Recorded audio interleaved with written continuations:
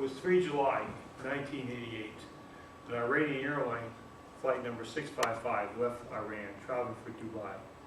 It had just taken off. It was 27 minutes late. Just taken off from the airport. It was flying about 350 miles per hour.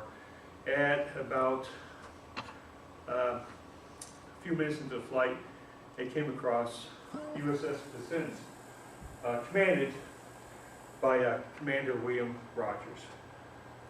We're going to talk about what led Commander Rogers to fire 2 cruise missiles at that airline and bring it down. Hi, I'm Rial Robillard. I'm here today to talk to you about critical thinking, how biases affect our decision making, what impact it has on our decisions, how we make our decisions. In order to do that, we have to talk about what is critical thinking.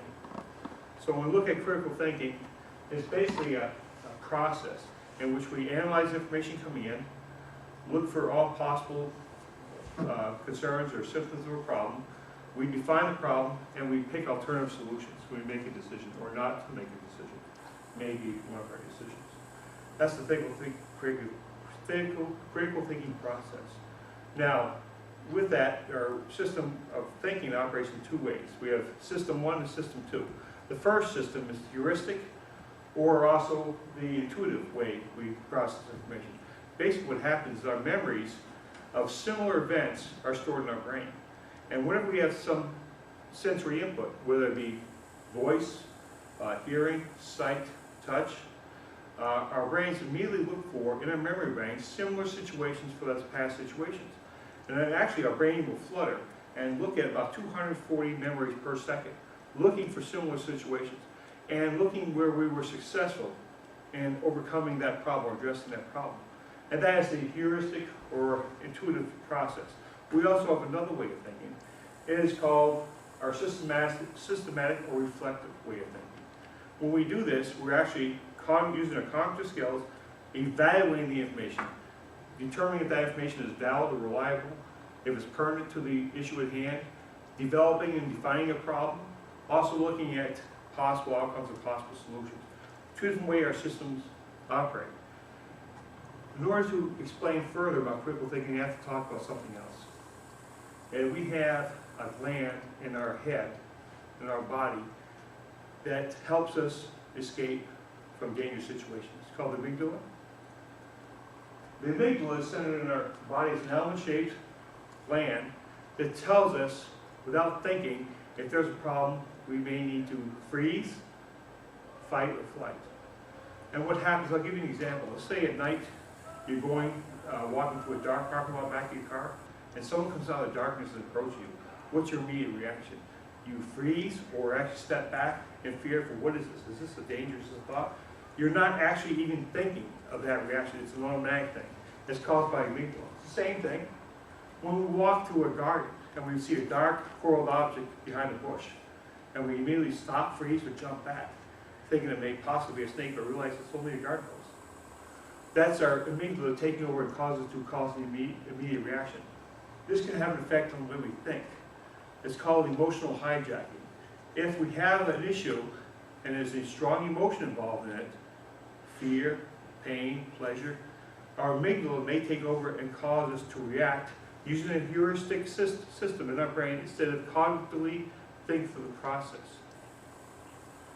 So, let's talk about some biases that appear in our systems that cause us to sometimes incorrectly diagnose a situation. These are called cognitive biases.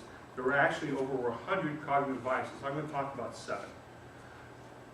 The first one is a propensity to jump to solution bias. Whenever we're faced with a problem, it's human nature to use this bias.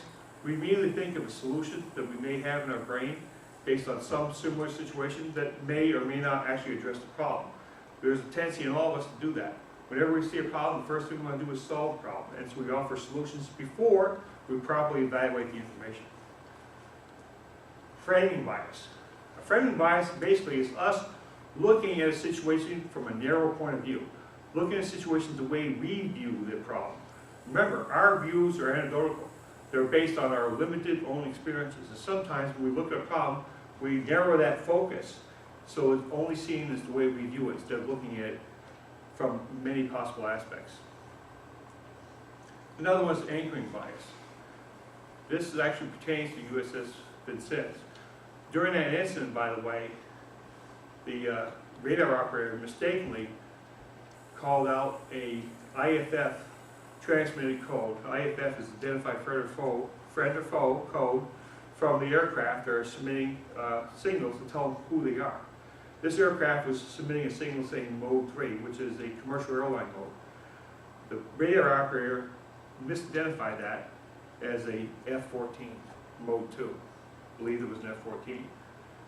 Anchoring bias is relying on one piece of information too heavily, or we're not properly evaluating the information. Usually it's the first piece of information. In this particular case, because he misidentified that as an F-14, throughout the decision-making process, they assumed that was correct. Even though they had someone in their command say, wait, that's a commercial airliner. He was young, inexperienced, and they ignored him. And they relied on that information as being accurate. Confirmation bias is when we're looking only for material that confirms our already existing beliefs. We believe a certain way, and we're just looking for evidence to support our own beliefs, ignoring all other evidence. Another bias we commonly have. Self-serving bias. When someone looks at ambiguous information and says, well, that means this to me because it benefits me, when actually it means nothing. There is no positive or negative value to that information, but we take that information and we apply it if it serves us, if it helps us, and whatever reasons we're trying to achieve. Self-justification bias, when we've already made this determination, and now we're looking for evidence, any evidence to support us, ignoring all other evidence.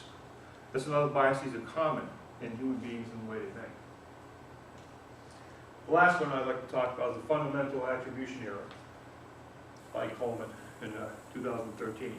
When you talk about the fundamental attribution error, we commonly do this as human beings. We look at everyone else's errors as being internal to them. In other words, Kelly, that mistake was based on your shortcomings. You made that mistake. It was your fault. When we look at our misgivings, our misfortunes, it's based on external circumstances. Well, this happened, this caused me to do this. It's never our own fault. This is common as human beings. And that's why we equate when something bad happens to somebody, when someone dies. Well, what did they do wrong to cause their death? We never say it could happen to everybody because it makes us vulnerable. This is very common in human beings. Let's look at what we're talking about today. We're talking about critical thinking and how that can be impacted by biases. Something else I want to discuss, and I know you've got the gist of it as we're talking, but biases and our way we think and when our decision making is totally controlled by our emotions. I talked about the amygdala being able to hijack our thinking. There are also many scientists who report that you could not make a decision without the amygdala. Most decisions are emotional based. So emotions control our thought process and the way we're thinking. Keeping them under the control is the key.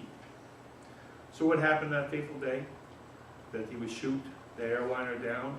It was a pyramid of mistakes. A pyramid of mistakes were made. He was actually in a gunfight with patrol boats that he aggressively was seeking out. And during that, he was actually in the Iranian territorial waters. When he was in the waters, he was directly over the airline's path.